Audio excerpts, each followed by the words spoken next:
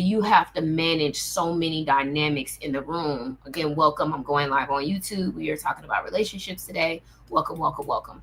So when you're talking about multiples, you are also focusing on some individual dynamics in the room, and you're focusing on dynamics that have to do with the relationship, essentially. One of my, and this is one of my like pet peeves as an individual. So I will also put that in there. Like, one of my pet peeves as an individual, and it kind of being in combination with working with couples, is accountability. It is absolutely necessary in relationships of any kind to be accountable. And I find quite too often people struggle with accountability and being able to own the things they've said or done, and own the possible impact on other people.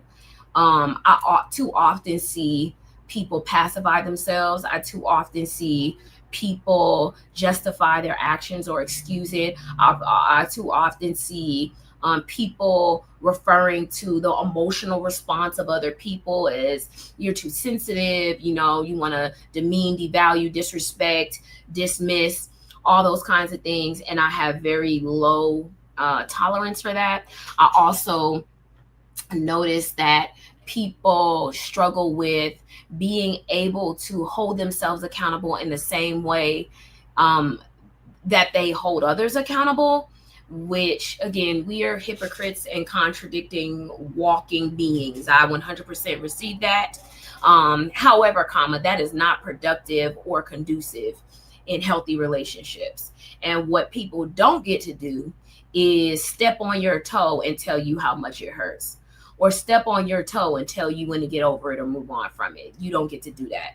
If you stepped on my toe, all right, but you don't then get to tell me how much it hurts when you, in fact, stepped on my fucking toe. Yeah, you don't get to do that. And then you also don't get to not be accountable by trying to dismiss or devalue how much it hurt me. For example, I didn't even step on it that hard. Like, I just brushed over it. Or, why was your toe there in the first place? I mean, it shouldn't even have been there. Or, I didn't even do, like, I don't even understand why you're so upset, because you've done this to me. Like, or you do this, or you do that. And so I should be able to. And I don't understand why. Listen, Linda.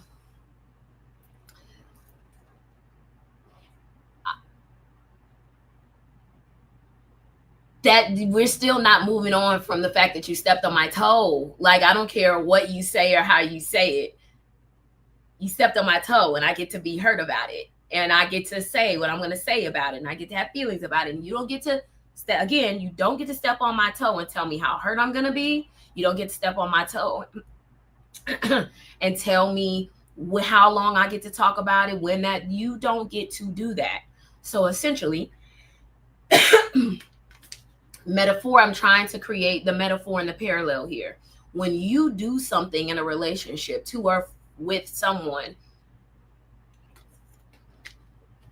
you don't get to tell people how they should feel about it. You don't get to tell people how hurt they are or not about it. You don't get to tell people when they need to be over it. You don't get to skirt your responsibility and accountability for it by justifying it or excusing it for one reason or another, deflecting, or then blame. You don't get to do that. And like, what I would tell people in situations like that is, when you find yourself in a scenario where you're trying to express how someone hurt you or what they've done to hurt you, do not get deterred by the excuse, by the deflection, don't get deterred by that, because it is easy for people to do that when they know you are easily influenced by people pleasing.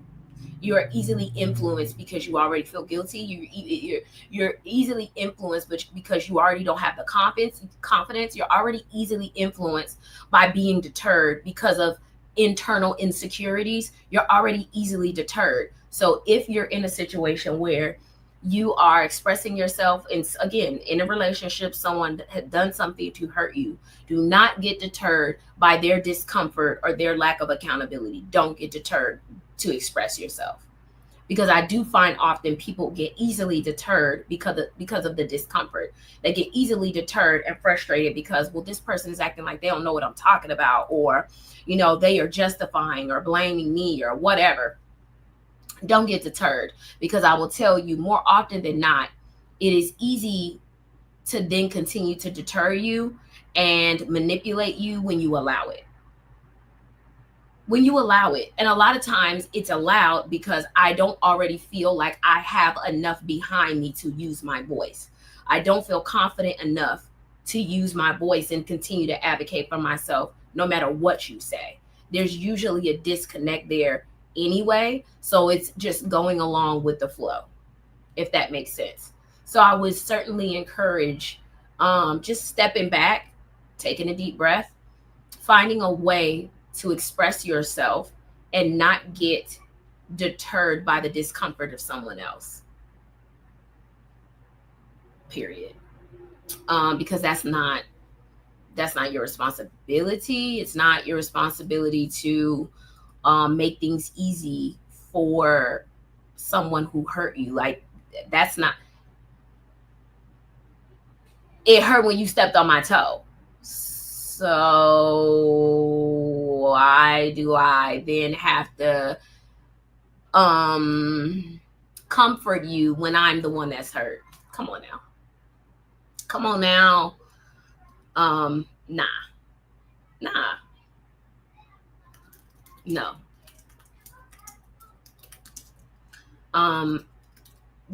This is the other thing.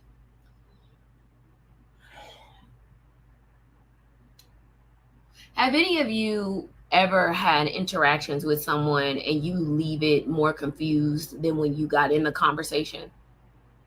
Like, you leave the conversation trying to figure out, like, what just happened? How did we get here? Where did we go? Like, I don't know what happened. Sometimes that's not by accident. Like, and I just want to say, like,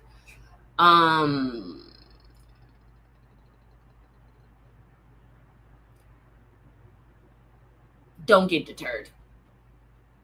I will say, sometimes we get invested in the outcome and not the expression or the experience. So then if we are looking for a specific outcome, we are deterred by the experience of the interaction.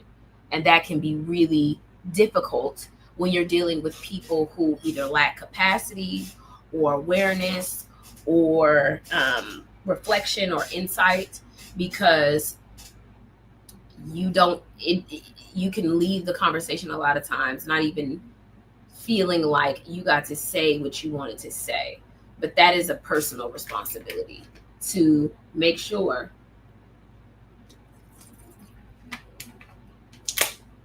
you say what you want to say. I'm not sure what happens for you to get deterred, but I will certainly say to make sure you do what you're supposed to do for yourself so you can say or do all the things that you need to do. I'm trying to give me 1 second, y'all. I'm trying to make sure.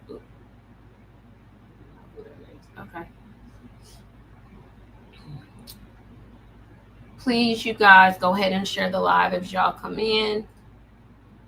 Like and share the live. I'm very, very, very excited. Okay. Oh, I never did that.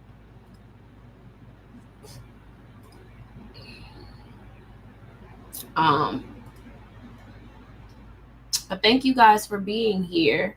I am very, very, very excited to go live with you guys and continue to have conversation, because I love talking about relationships. I love the idea that we are beings of community and connection, and we want to be in connection with other people, and we need to be in connection with other people.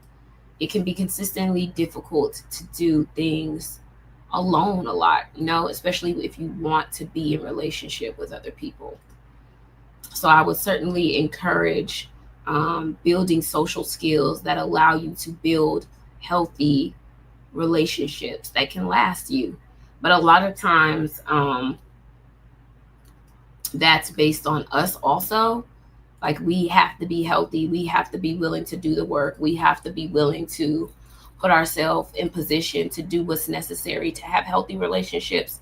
Because quite often, relationships reflect parts of us that we are still working on. We are constantly, works in progress. But it can be difficult when you are putting yourself in position by not doing the work and trying to figure out, well, why am I struggling in so many of my relationships? And the first question I would ask is, am I doing what's necessary?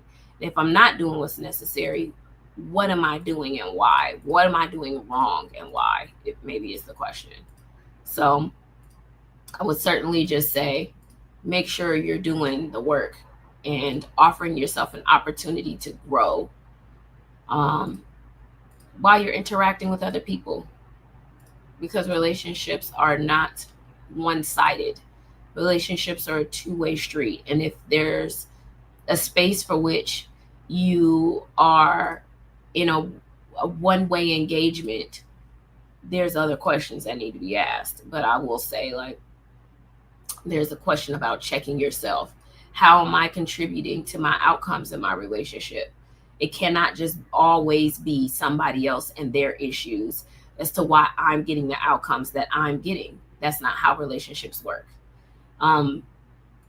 It should challenge you to consider how you're contributing to your relationship outcomes, and what, being intentional about not only what you want to get out of them, but what you're putting into them to get the outcome you're looking for, if that makes sense. Because I'm going to tell you too, just naturally, we are very selfish, very, very selfish beings. And far too often, people want a lot, but they don't want to give a lot. And if you're someone who is a giver, trust me, you're going to attract a taker. You're going to attract a taker. And they're going to take. Takers don't have boundaries on how much they take. But givers usually struggle too with having boundaries around how much they give. So just to make sure that you are in line with having boundaries on both sides of the fence, and that you're giving, if not as much as you're taking. Because listen, nobody wants to be in a relationship that is one-sided.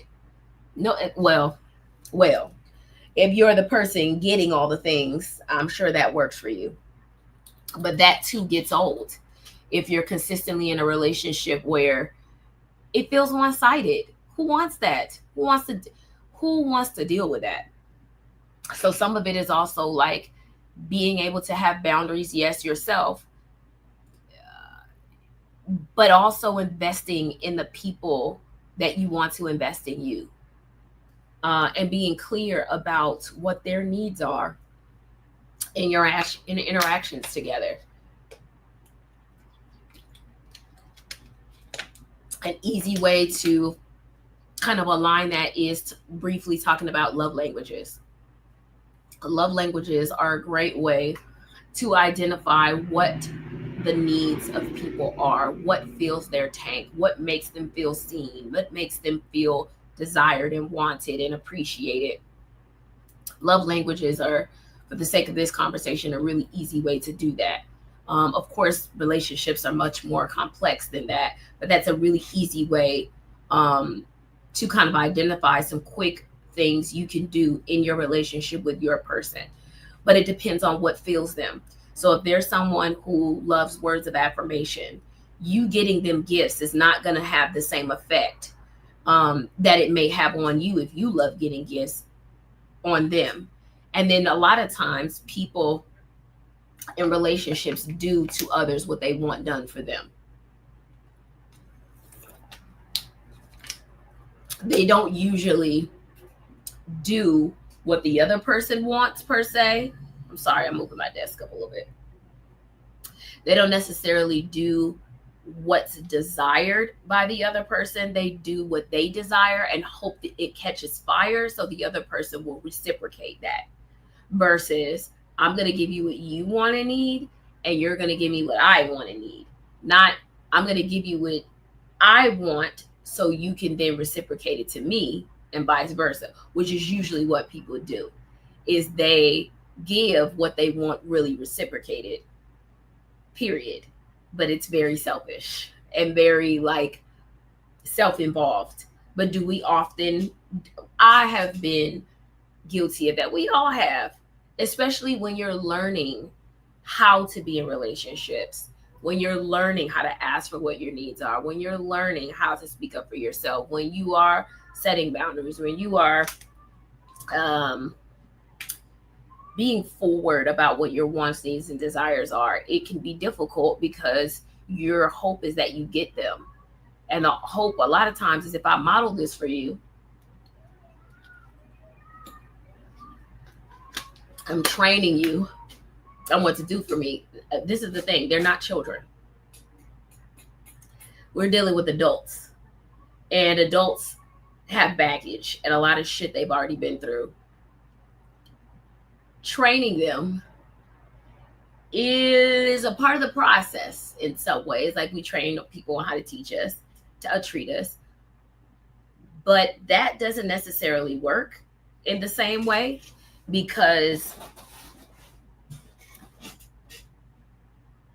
one, if what you're doing for me doesn't work for me, it's already going to come across extremely self-involved. That's one. And then two, I could see you doing all these things as that's just what you want to do. You like to do it. That's what I don't care about it, but that's what you want to do. So it gets lost most times, and then people become resentful because the fire never caught. Well, it's a very manipulative way of getting what you want, instead of being direct or being clear about what it is that you want. That's very backhanded and passive aggressive and like manipulative. I'm going to give you what I want, so hopefully it catches fire and you catch on and do what I want for you.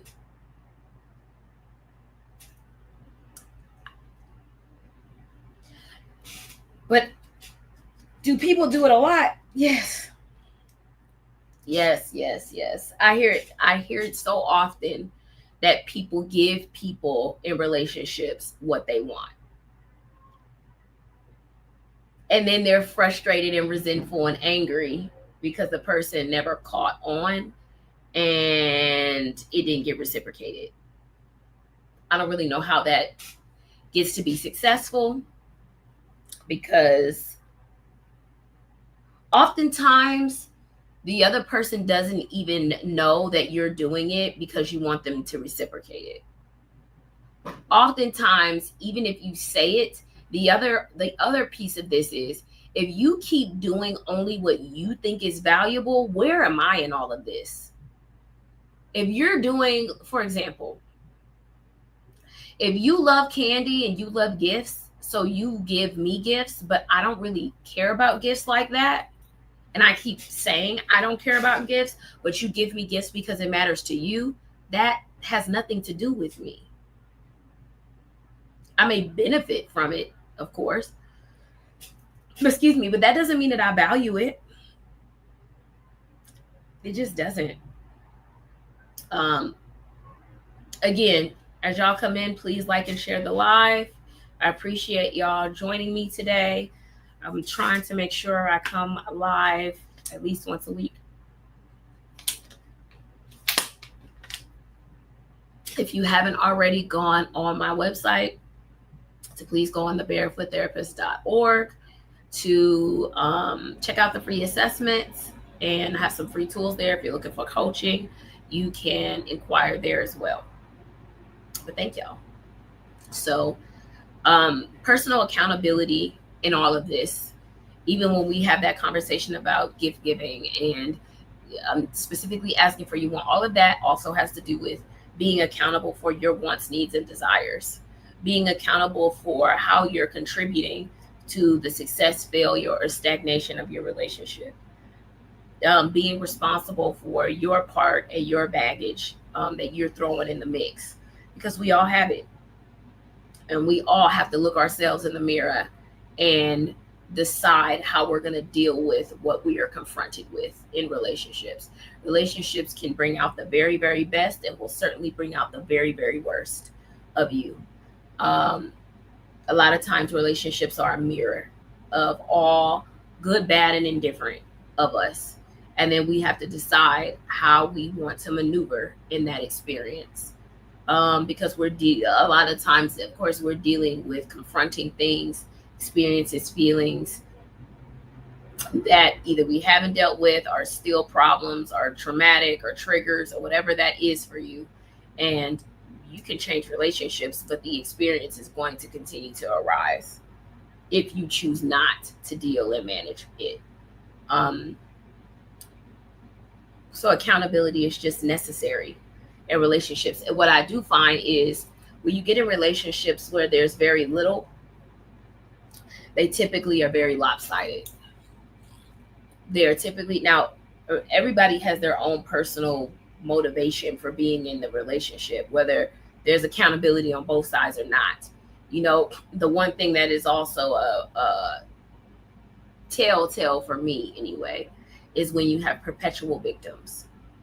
Oh, my partner just never takes accountability, but we've been together 7 years. Well, what the fuck? You know, like what? I don't. If them not being accountable was that big of a deal, you wouldn't have stayed 7 years.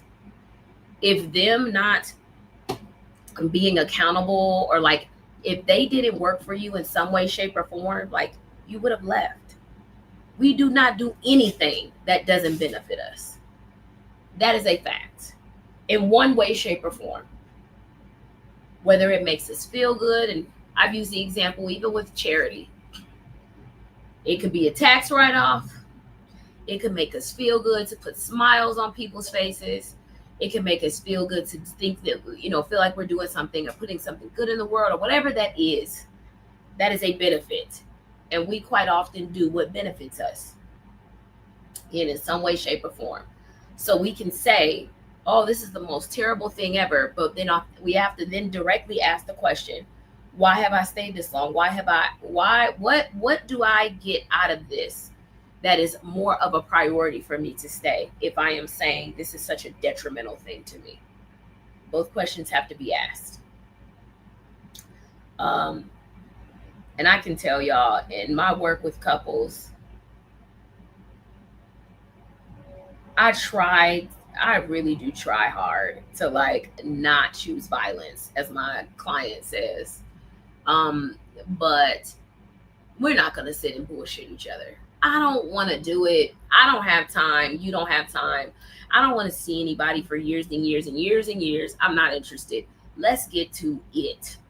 Why are you here? What you're doing, whatever. When you are in front of me, if you are doing something that is contradicted to the outcome that you are saying that you want, I am going to call you on it every time. And couples can be interesting because you are quite literally in the middle of whatever pattern they've been into for however long they've been into it. And you best know that they're going to do what they do. You just better be clear about what they do and be clear about how that fits into the work you're going to do together. Because you best believe, for example, if she is a people pleaser and he is someone who is consistently distant and passive, you are going to see that happen over and over and over and over and over and over. And usually, if you are not a therapist who is clear on processes and patterns, you are going to get yourself caught into a pattern that has already existed with this couple. Don't do it to yourself. Don't do it to yourself. Once you engage, you are an observer. You are constantly taking in information and you're gathering information. And you have to know people are going to do what they usually do. Their pattern's not going to stop just because you're there. Again, people usually try to put on their best face, just like in relationships. They're going to put their best foot forward for a little while, but people cannot help them fucking selves. They are going to show up, and pieces of them is going to show up in between and amidst all of this. You just better be prepared to receive it. Clock it. Clock it. Because if you don't, you will get caught up in the rapture, as Anita says. You will get caught up in the rapture. You will get caught up in the rapture. So please make sure when you go to a therapist, they need to know what the fuck they're doing. They need to be calling you on your shit. They need to be listening, but they also need to be actively engaging with you, challenging you, exploring with you. Like, not pacifying you, not just listening to you. Not pacifying your partner. Because there have been times where I've had couples complain about one-sided interactions. One person's the hero, the other person is demonized. That can be a hard thing because, again, even with couples, there are just relationships in general. I could talk about my mama, but you can't. I could be mad at her and all of that, but you can't. So, again, being very clear, because you got to know, I may come in here and talk shit, but then I'm going to defend you. Like, people gonna people every day of the week. But it's such an enjoyable experience. Like, I love couples work. Is it exhausting? Yes. But I love it. And as much as I'm able to provide and support and privileged in that experience, I am learning. Every person is different. So it's constantly an opportunity to learn as a therapist. Constantly learning. And if you ever get in a position, I don't know if there's any therapists here or any residents or people in the process of becoming therapists, but if you ever get it, thank you so much. If you ever get in a position where you think you know it all, you are already lost and, quite frankly, very dangerous. You should never be the expert on someone else. Ever. You should never think you're in a position to know everything. Ever. We're talking about very complex human beings. I am not even the expert on me. How am I the expert on you? That doesn't make sense. But there is a process. Thank you so much, Tanisha. I'm so glad. Thank you so much. I'm telling you, in teaching therapists, so one of the things, again, for those of you who are new here, I'm also a professor and I have residents. So I've been a supervisor for a few years.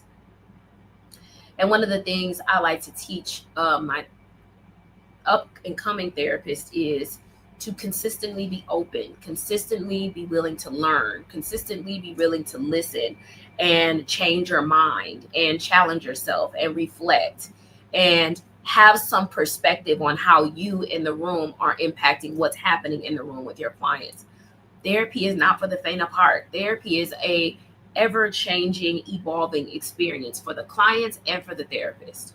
And if you're stagnant, if you're the expert on everything and all that other bullshit, this is not the space for you.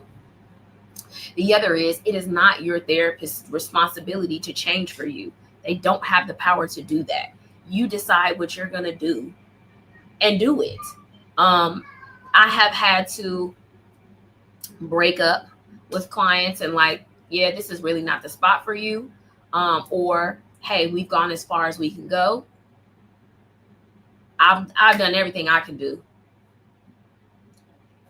One of the things that I've had the privilege to learn over time is that I know my limits. I am clear about what I can offer and what I can't. I am clear about what works for me and what doesn't. And that is a benefit as a therapist because I get a lot of inquiries. I get a lot of people that want to come in therapy, and oftentimes when I give them what they're asking for, it's like, oh my God. Or if they're into some shit that I'm just not with, or I'm not gonna do, or I'm not participating in that. And I'm also not a pacifier.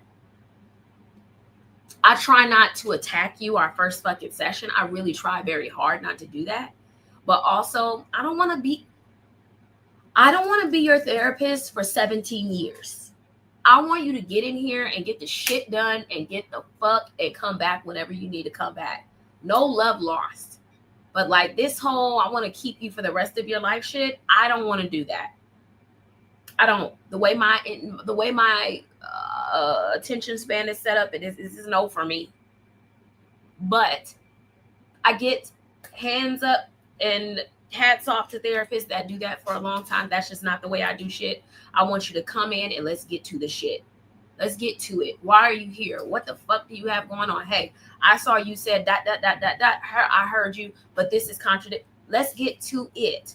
And actually, one of my favorite niches actually is to work with other therapists, because y'all got to know, as wonderful as therapists are, they're just as fucked up. They got their own things going on. So one of the other things that I like to say is the best therapist is in therapy and working through their things so it doesn't show up in the room. So you got to know therapists are still people. They're going to make mistakes. That is what therapists are supposed to be for, so that you can eventually do the work. Yes, absolutely. But you know, Kai, I do have to say, I have met far too many that become too friendly, I think, with their therapist, and that when you start showing up and you don't have shit to talk about and you're not working on shit, that is usually a telltale sign of we may be done here. We just may be done here. And that is not a reflection on anyone in particular. Because maybe your work is done with that specific provider. Sometimes, like, there are times, again, there is a client that I had where our work together was done. I've taken you as far as I can take you. I want you to move on to someone else to go further with, but our work is done. And I don't have any, like, I find joy in that. And I've done as much as I can do with you. I don't think there's any harm in that. I think that is a beautifully wrapped up period. Because why are we staying connected if there's no more work being done? That shouldn't be happening. And it's the same with relationships. One of the things that I tell people, and let me turn on the light, you guys, because it's getting a little dark here. One of the things that I tell couples too is, hold on. It's good. It's good. Okay. One of the things I tell couples is that it's not my job to save their relationships. I don't determine with couples whether they stay together or not. That's not where I'm invested. I'm invested in whatever you want to do. If you want to stay together, cool. If you want to figure it out, cool. If you want to break up in a healthy way, cool. If you want to learn how to co-parent, cool. Whatever you decide as a couple is your decision. I'm not invested when couples come in and saving a relationship. I am more invested in two people being healthy and be able to coexist and interact in the way that they want to stay connected. That's it. I do not go into couples counseling with any intention to save your relationship. It's not my job to save it. I think clients feel the work is done before the therapist. How do you say, hey, we're done here? So one of the things I like to do is I am consistently, like, intermittently going over, like, hey, this is how far we're coming with this. And hey, this is how far we're coming with that. And hey, I think we've wrapped this up. Or hey, man, you've done a lot of work with this. Hey, we're getting close. So it's also not an abrupt, like, we're done here kind of thing. I never ever do that. We have consistently been, not, and it's not every single session, but we are consistently identifying where they are in their process, where I believe and assessing they are. Now, have I had times where people are like, I don't know, Sade, and listen, I get the, so what you trying to say kind of thing, you know, that I'm like, I'm not going to ever spring it on you ever.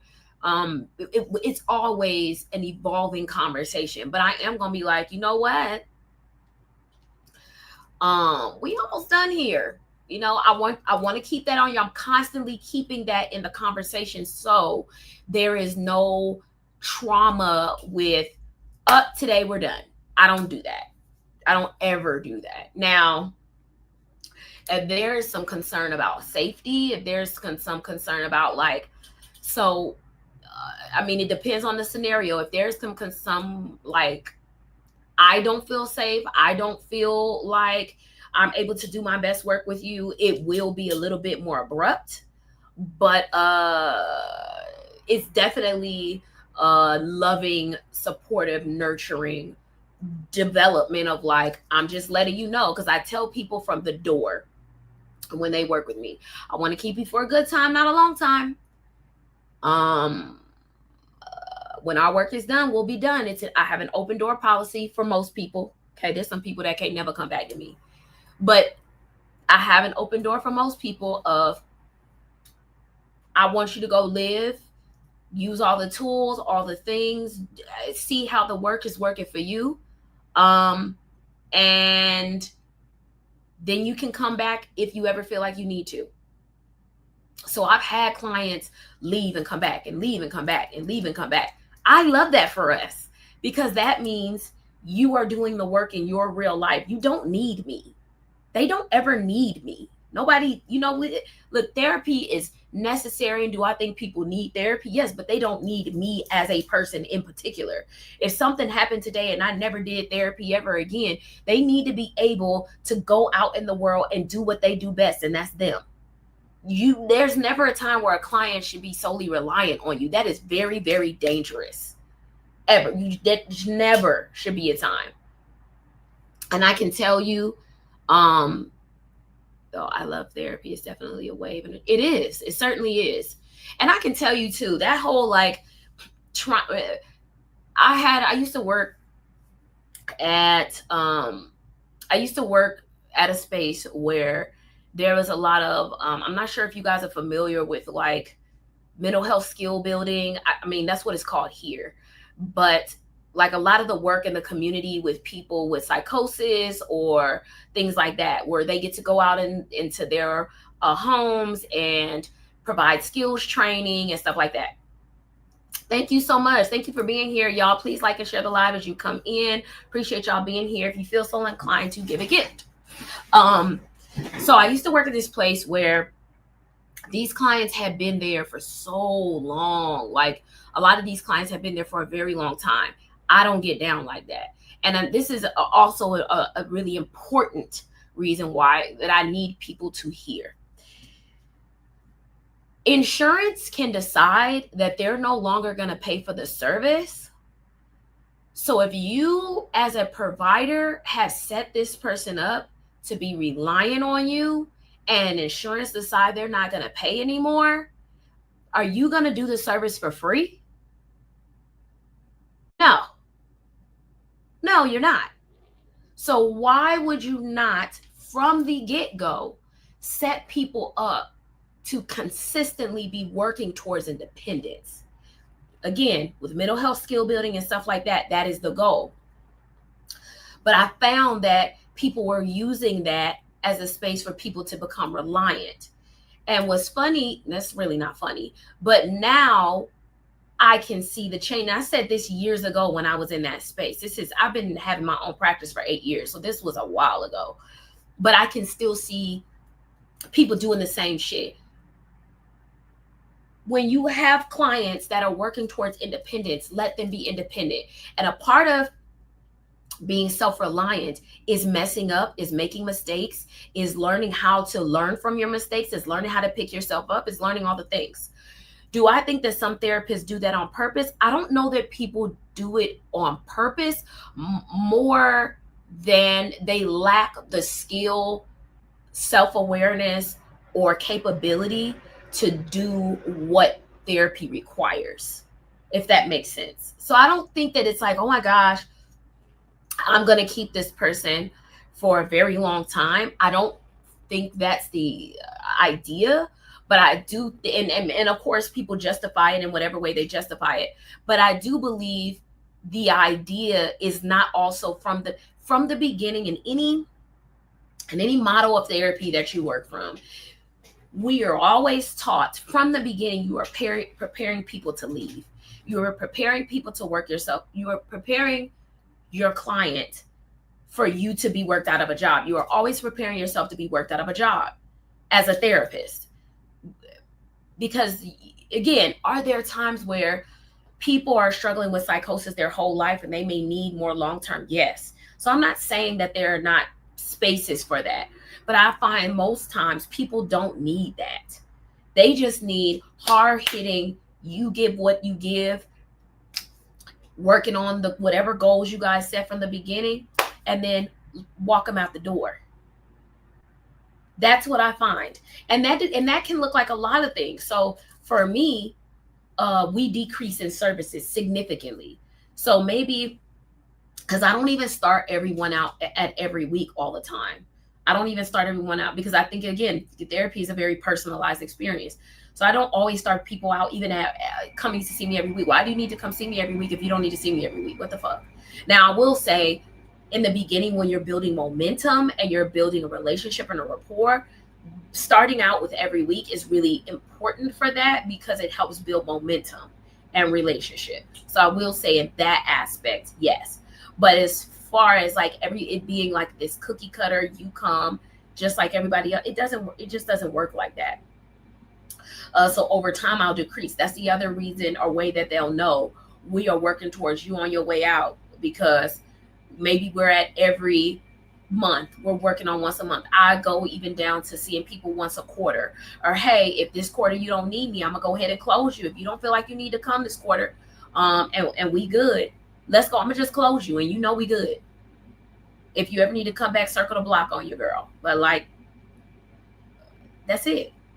And it's no anxiousness or hard feelings. We work through all those things. This is a sign of growth. This is a sign of progress. This is a sign that you did exactly what you came here and intended to do. This is a sign that therapy served the purpose in your life that it was supposed to serve. This is not a sign of like something bad or negative or whatever. This is a sign that you moved on to bigger and better things, that you are doing all the things that you intended to do when you first came here. That works quick. Again, the timeline is different for some people. I've had some people for years. I'm not going to sit here and say I've never had people for years. I've had people for years. I have some clients now that I've seen for years. However, it is for a fucking reason. I don't just have clients for years just because we hanging out and we cool. I don't know. You are coming for a reason and a purpose. And if you are not, it is time for you to go. That's just the way it goes. But I love telling people bye. I love telling my clients, you've done all your work. Thank you. See you. Maybe never. Thank you. Thank you for the privilege. Thank you for the opportunity to be a part of your world. Thank you for the privilege to like hear your stories and support you.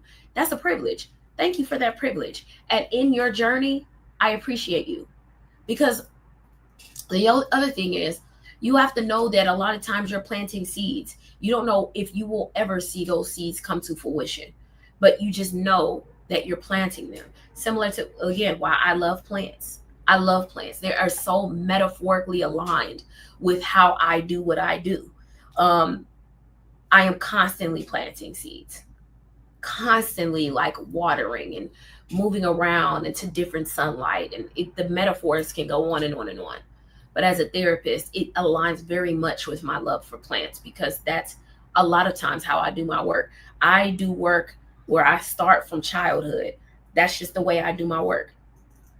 I'm not a now, are there times where we do more solution focused, meaning it is more of a quick one and done, let's hit this and quit it. Okay. Like, yes, but that happens much less for me than me getting people and sifting through a lot of shit. Like, we sift through the shit. I love doing that kind of work. I want to get to know this person at their core. I want to know when you first experienced hurt and when this person started to develop this thing. I want to, because again, I am a systems thinker. That is how I was trained as a therapist, in systems thinking, which simply means everything is tied to everything. Versus and on a macro level and a micro level, everything from politics to social and emotional learning to environmental to context to parents to grandparents, doing genograms. So genograms are like, if you can like metaphor it to like a family tree, and then identifying the patterns of family members and relationships and stuff. It's like so super cool. Like, thank you so much. I love doing that kind of stuff. I really appreciate that. I love doing that kind of stuff because that kind of work is, for me, the vehicle to change. Is you have to know where you've come so you know where you're going. You have to be able to identify where shit went wrong in order to, oh, here we go with this dumbass shit. Why does it always do this? Hold on, y'all. Okay. You have to know for which you came to know where you're going. And a lot of times people on their journey just get lost in the sauce and they don't even know where things went wrong. You know what I'm saying? And that we are constantly evolving and changing and surviving in between that. And so we get permission to be a mess. We get permission to lose our way. We get permission to be figuring things out on the fly. We get permission to sabotage ourselves. We get permission to, do our best with what we have. And then when you decide you're ready to do something different, okay. So sifting all of that out is such a beautiful experience. Beautiful, beautiful experience. And it's really important that people have a safe space to like follow where that goes. And so it's not always about me talking either. I love the value of silence and giving people space to figure shit out. But I also will gather them very quickly. Very, very, very quickly. I am very confrontational. I'm very confrontational. I am very conflictual because that's what it requires. Change is uncomfortable. If you were comfortable, you wouldn't desire to change. Why? But I'm gonna tell you too, a lot of people are comfortable and not safe. So that's the other thing, is like trying to figure out, a lot of times things work for people because they're comfortable but not safe. And then when they decide they don't want to be unsafe anymore, then they are willing to do something about it. But they're gonna experience discomfort, but they may also then experience safety. It is so beautifully, chaotically complex that I love it so much. It is such, that's like one of my best talents. Like in graduate school, what's funny is we learn all this shit, right? But I realized like that was my talent, was identifying patterns and being able to follow them and highlight them and expose them, and being able to identify how people are doing what they're doing and how they're benefiting and all of that from that. I love that. So it's just such a beautiful experience. But I love therapy. Again, it is exhausting. I can tell you guys, over the years, I've wanted to do it less and less because it is such an emotional, it's a very emotionally and psychologically draining experience when you're constantly in reflection and exploring and evolving and all the shit. It's exhausting. It is. The amount of suffering that you are a part of as a therapist is astronomical. The amount of suffering that you experience on behalf of other people is astronomical. So a lot of it is also like weight. Even with, listen, I have boundaries. When I cut this shit off, I cut this shit off. I don't take my shit home anymore. I learned the hard way with that. I don't know if there's any up and coming therapists here, but boundaries are essential. Not taking shit home with you is essential. But it doesn't mean that the resin of the weight is not still present. So figuring out a great way to unburden yourself of that.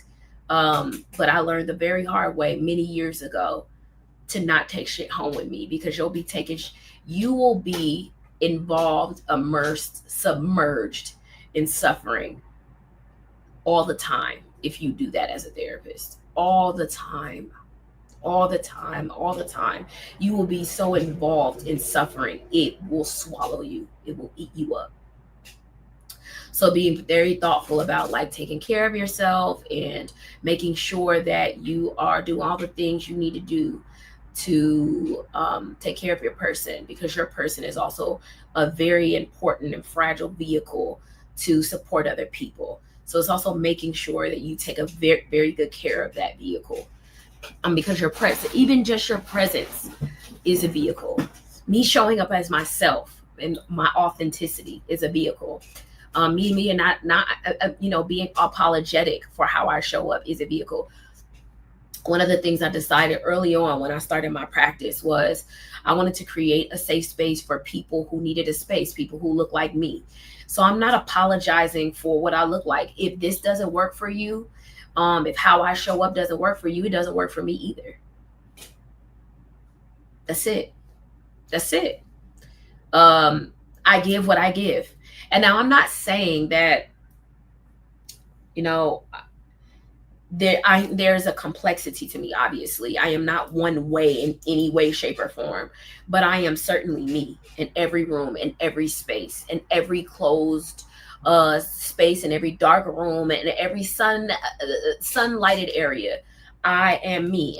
And if that doesn't work, then it just doesn't work. And there's no hard feelings about that.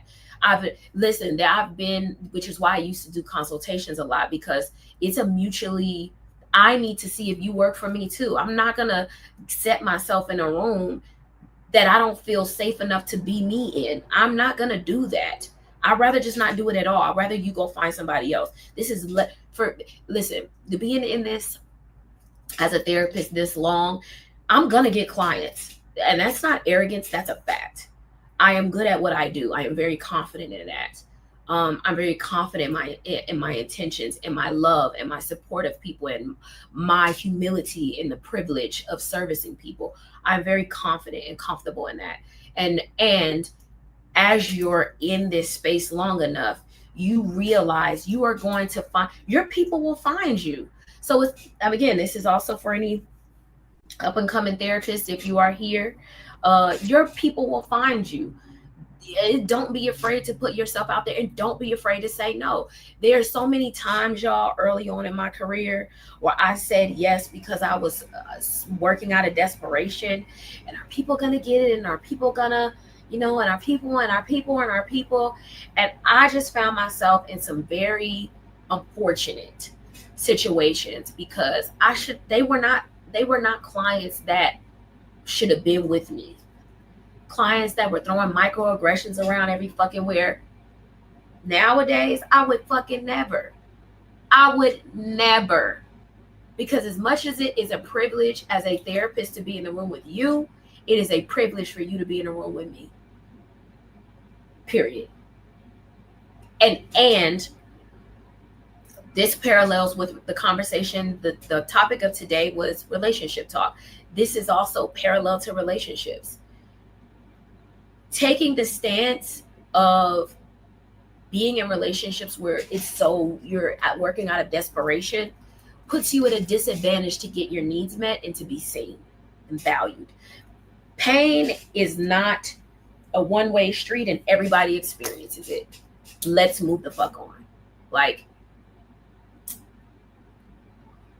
you get to be valuable. You get to be like important. You get to be treated with love and kindness. You get to be respected. You get how you move is also important. Let's be clear. So I think too, like, I think this is what I want to do. It's so deep. Kai, are you in a program like to become a therapist? Are you already a therapist? It knowing that having access to you is a privilege changes the way you let people treat you, changes the way you show up in the room, changes the way I show up as me every day of the week. And a funny story is, like, last year I presented at the state conference, and I'm presenting again. I am currently a client in therapy. Awesome. Okay. I love that. Awesome. Last year I presented at a conference, the state conference, and I'll be presenting again this year too. So my residents showed up to the conference, and they're like, I was wondering what you were going to wear. Listen, mamas is going to show up like mamas every day of the week. I don't care where I am. I've worked enough in my career. I've shown up enough. I am comfortable enough. I have went as a person. This is just a personal reflection and story. As a person, I've went through enough of being made fun of. I went through enough of people making snarky comments at the way I dress. I've went through enough of people talking about my height. I'm 4'10". I'm very, very small. I've went through enough of people, not understanding my dress or not understanding my perspective on fashion and how that correlates with my eccentricity on the inside or the chaos, on the inside.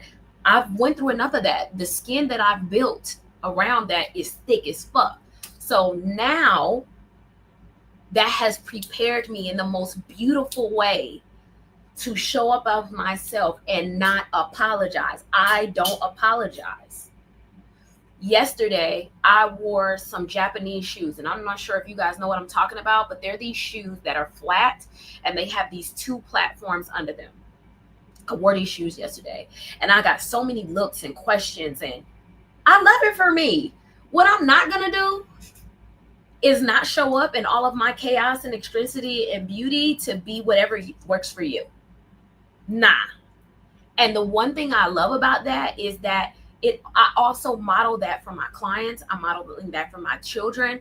I'm modeling that for other people's children and other spaces that, I take up is, why are you apologizing for the beauty that you bring to the room? It is not like anything else anyone can do. People can put on the exact same thing that I have on, but it won't be me. There are things that I bring that nobody else can, because there's only one. There's only one of you. There is only one. So if you even think of it in that frame, if we knew, because how we treat, look at how we treat possessions when we know there's only one. I think of, okay, metaphor. Y'all work in metaphors, okay? I work in metaphors. I was that child that my dad would take us and stand in line for hours to get Jordans. I'm a shoe fanatic. I love shoes. I collect dope ass shoes, tennis shoes specifically. Me and my dad and my sisters would stand in line for hours to get Jordans. Why? Because they were exclusive. Everybody wasn't going to have them. And I was going to show up to school and shit on these folks. I already knew that. It was something about exclusivity that was of value, and it always has been a value. But it's almost like the world has turned on this experience where, because of social media especially, people have lost the value of uniqueness and individuality and perspective and eccentricity. We've lost it. And I don't know why, because I know people want to be accepted, but I know why. Okay, it's rhetorical. But like, there's only one of you. And there's only one of you that can do and bring what you bring. Why would you give that away for something we see and experience all the time? Yes, it may be of comfort, but it's certainly not of value. Comfort and value are two different things.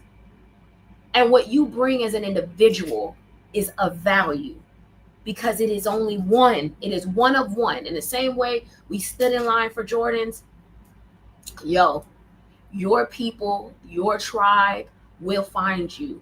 And I got on this app the other day, and it's someone said, hey, there's somebody waiting for you to post. There's somebody waiting for you to go live. There's a group of people waiting to hear your perspective and your voice. It doesn't matter how many it is, because I will tell you, for so long, especially with social media, it's deterring at times when you do all this work. And you listen, y'all, I put so much work into posting and my business and all of the things, just because I believe in quality. I'm trying to put out quality products and all that shit, right? So when you come to social media, and it seems like, and especially when you're comparing, so this is, again, I'm transparent, this is how I live.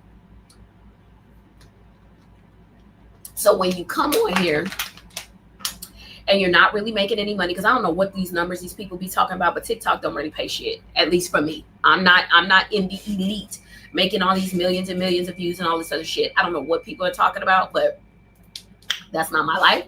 But I will also say, I don't consider myself a content creator, in that is my investment and career.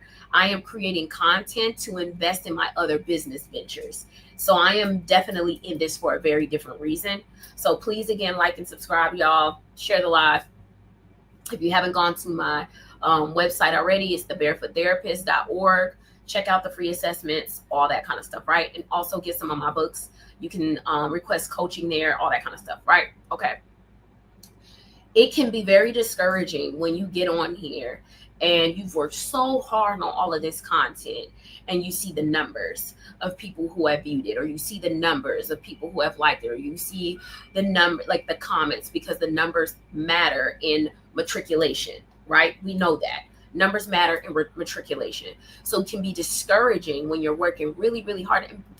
Y'all, I have started TikTok in COVID. My TikTok didn't pick up, you guys, for real, until this year, 5 years later. It didn't pick up. And I mean pick up as in, it's still slow moving for me, but it didn't pick up for years.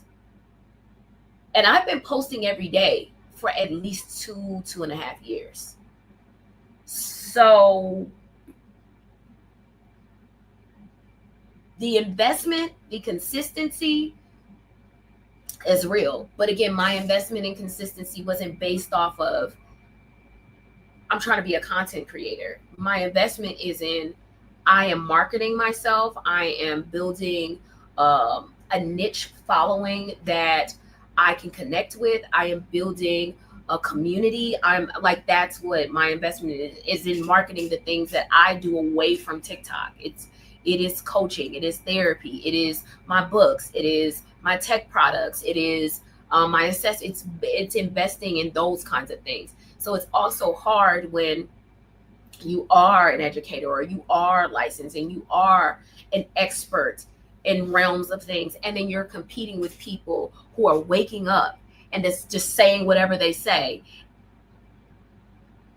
and they get thousands or millions of views, and you're like, yo, what am I doing wrong? What am I doing wrong? So there's also this then question of, if I just do what they're doing, will that work for me? But I'm going to tell you the crossroad that you can come to, and this goes back to accountability, awareness, aligning with who you are, and letting that be enough. There's going to come a crossroad. If you decide to follow and do exactly what they're doing, that is who you are agreeing to be. That's who people then expect to show up. If you don't continue to follow your own realm of things, the discomfort of being somebody else, it never gets comfortable. It may be consistent, but it never gets comfortable. That is the decision you have to make. It's like, am I going to invest and believe in myself enough to be consistent even when no one's watching? That also comes to integrity and accountability for how you show up, and letting that be enough. Like, letting that be enough. So building is also, being clear that you're building from a place of authenticity and believing in you enough to let that continue to stand, even when it can be extremely discouraging. Like this whole social media shit, y'all, at my grown age,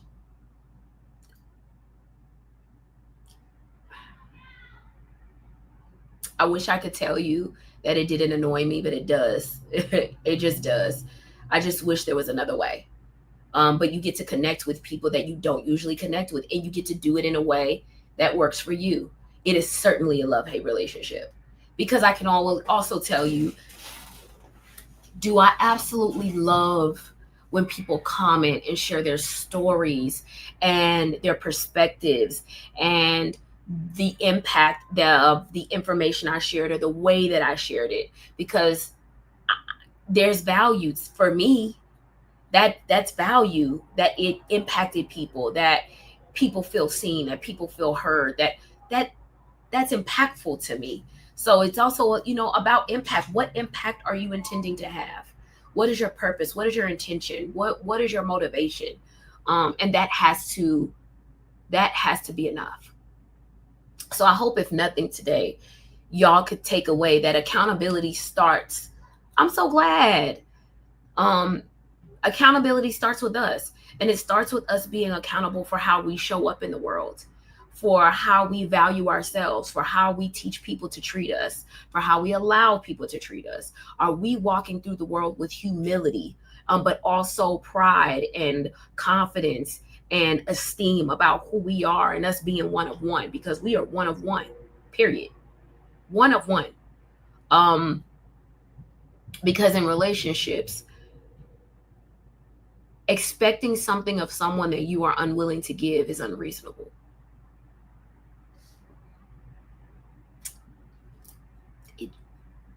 Tell me how successful you are with that. And again, I've worked with couples, parents and kids, you name it, enough. People ain't going for that for very long. You expect so little of you, but expect so much of me. Let's see how far that gets you. Let's see how long it lasts. Again, correct me. I love when clients correct me. Correct me. I love when people correct me. Correct me if I'm wrong. That is one of my favorite sayings. Correct me if I'm wrong. Gather me. Gather me at the neck. Tell me, because I haven't seen it be successful yet to have such high expectations of someone else and then show up giving so much less, doing so much less, being so. Please, how long is that going to work? It is nothing worse than being in an interaction or relationship with someone who is so increasingly insecure and finds themselves so increasingly insignificant that no matter how you show up in the room, they're never going to be enough. And then you become the projection of their insecurity. Oh my goodness. Oh, now you talk about discomfort. You talk about not willing. Listen, it's one thing to do work with clients when that is a thing. I understand why you're here. I know why we're working together. But to have to deal with or be the projection of someone else's insecurity, no thanks. No, because I'm good with me. And you not being good with you is not a me problem at all. I get to show up in all of my glory. If that intimidates you, if that scares you, if that triggered, whatever that does, that is a problem that has to be explored. But please know when it shows up in the room. You guys know when it shows up in the room. When they're in the room, in an interaction with someone who is projecting their insecurities on you, you do not have to accept it. That is not a you problem. So, excuse me, simply because you're showing up, it's a problem for them. How, Sway? How? If you're new here, I love cultural references and movie quotes and shit like that. So, how, Sway? And as y'all come in, please like and share the live. I thank y'all for being here. We're talking about relationships today, and the topic today was accountability. So being accountable for how you're showing up, and also not taking on other people's things. That's not your things. There are things that you bring and things that you contribute with. Know what that is. That whole deflection and dismissing and devaluing and disrespect and nah. Houseway. How? You're not their therapist. That's not your listen. No. Thank you. And I'm about to dip like a chip. So I thank you guys too. Thank you. Thank you guys too. My plan is to go live at least once a week. In the meantime, please go to my website, thebarefoottherapist.org. I'm going to drop another post today before I go to bed. I'm going to drop another post. Thank you for being here, and I will see y'all soon. Bye.